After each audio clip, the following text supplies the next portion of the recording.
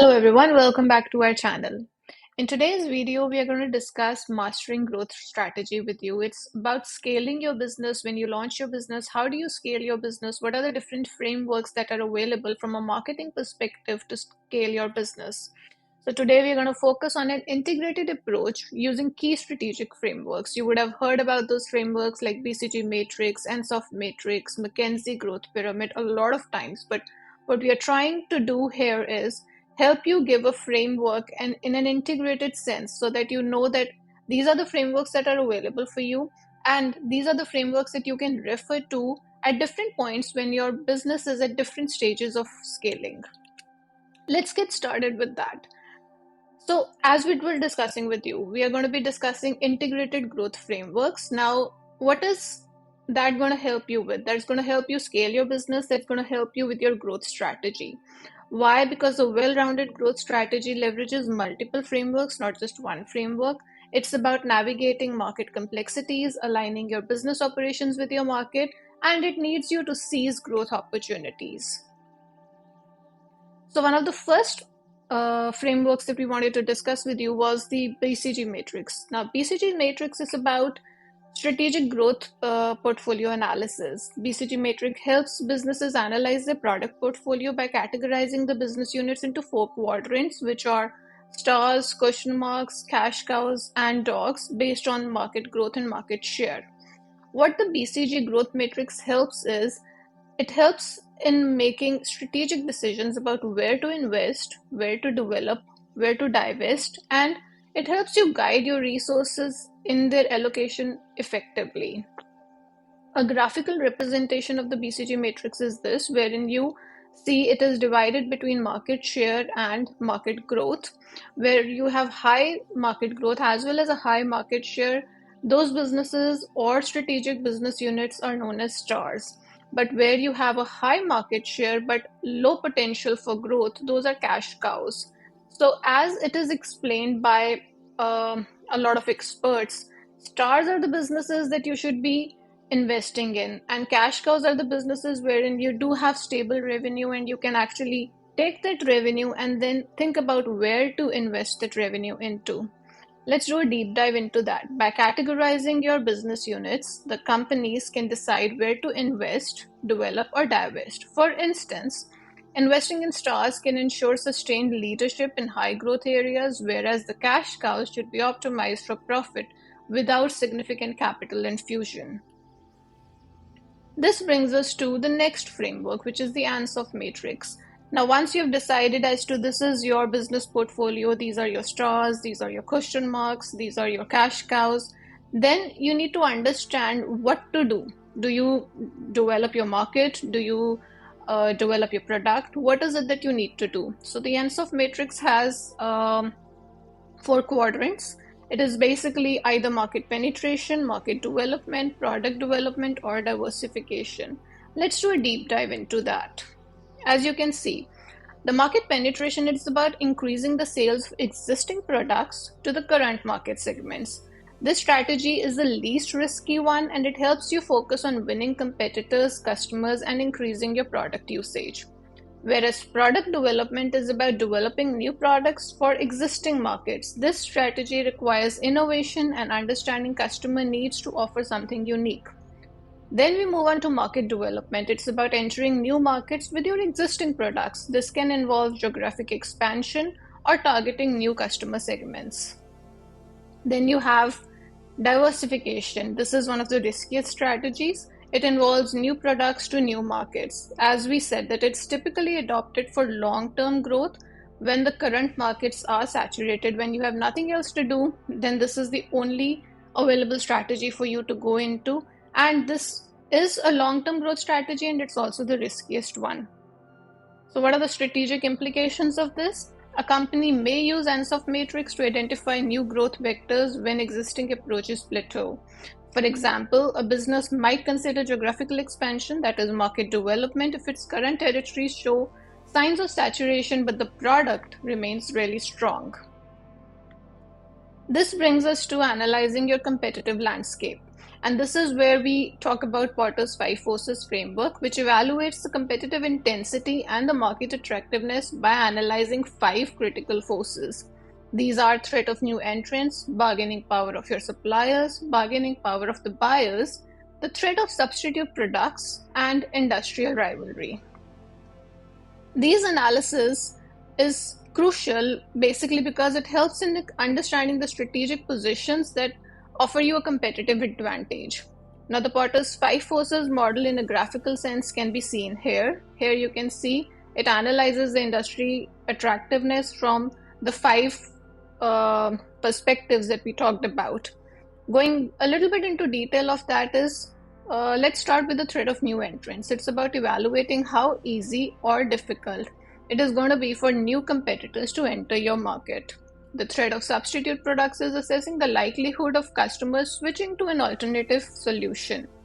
The bargaining power of suppliers is about understanding the influence suppliers can exert on the price and the quality of inputs.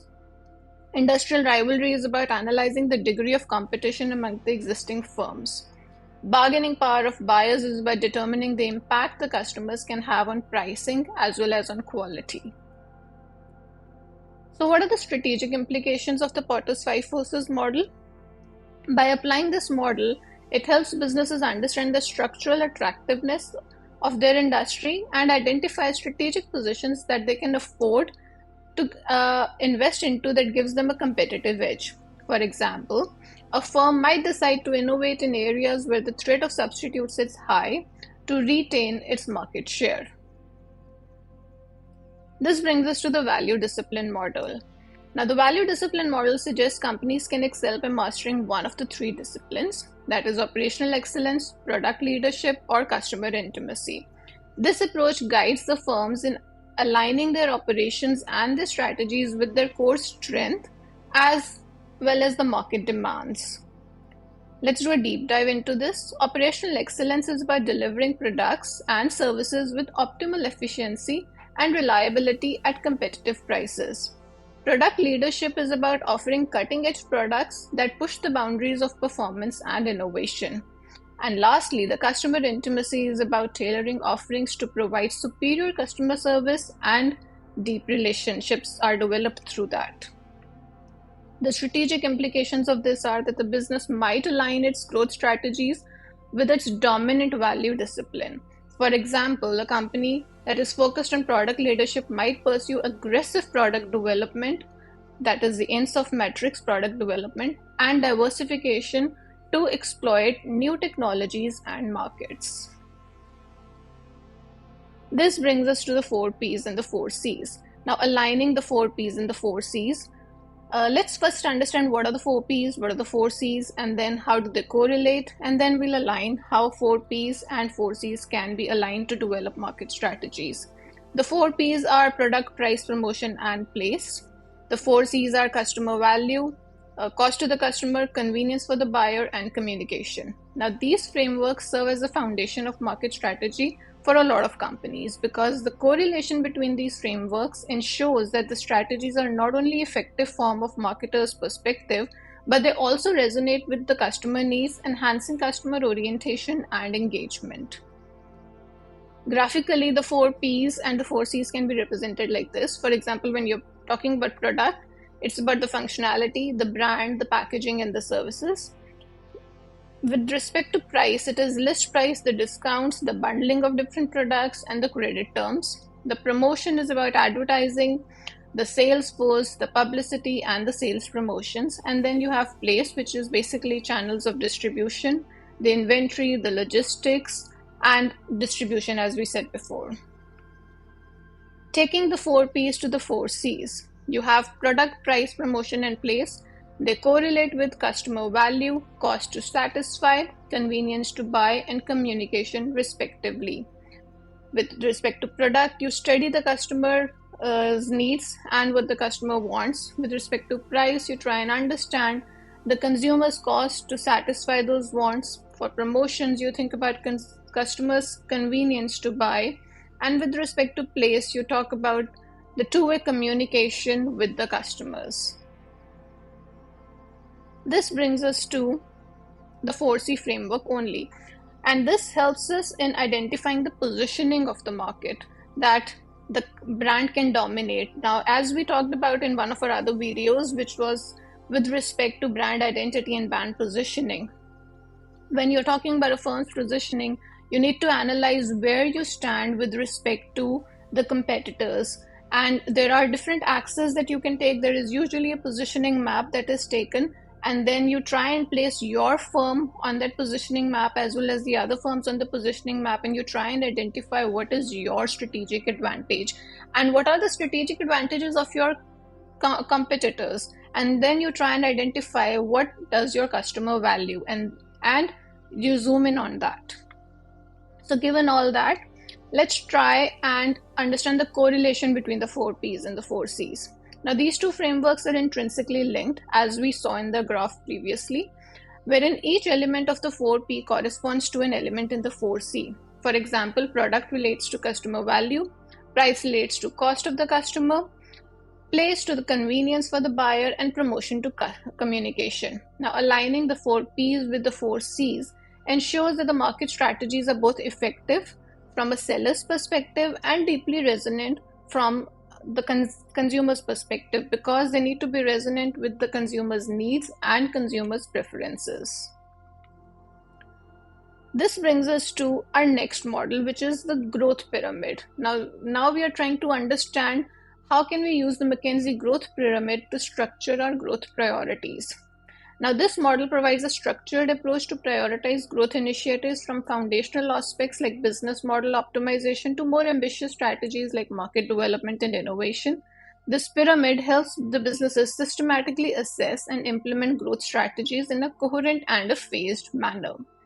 Let me show you the graphical representation of the McKinsey pyramid. It starts from market penetration, market development, product development, diversification, and finally the acquisition. If you remember, and if you try and see the correlation, the Ansoff Matrix was saying something similar. The BCG Matrix was also saying something similar. So all these frameworks are correlated. You just need to understand which framework to apply at what point of time in your business as your business starts growing, as your business starts scaling.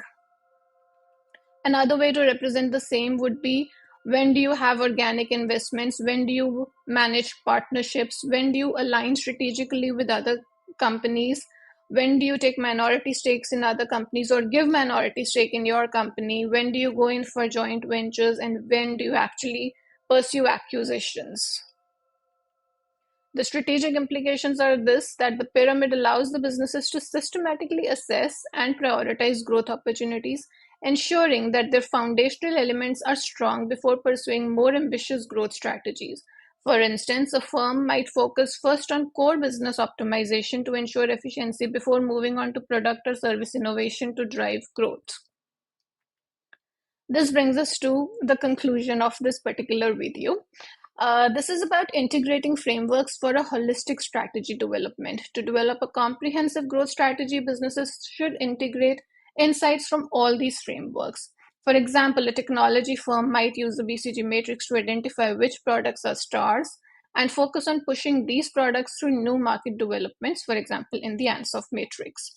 Simultaneously, it might use Potter's 5 forces to understand market dynamics and refine its customer approach while using the 4C framework, ensuring all the initiatives are aligned with the core value discipline of product leadership. Now, that's all that we have for you in this video. I hope you've enjoyed this video. Do stay tuned in. Read more about it on pallavisehgal.com and do connect with me on LinkedIn. Thank you.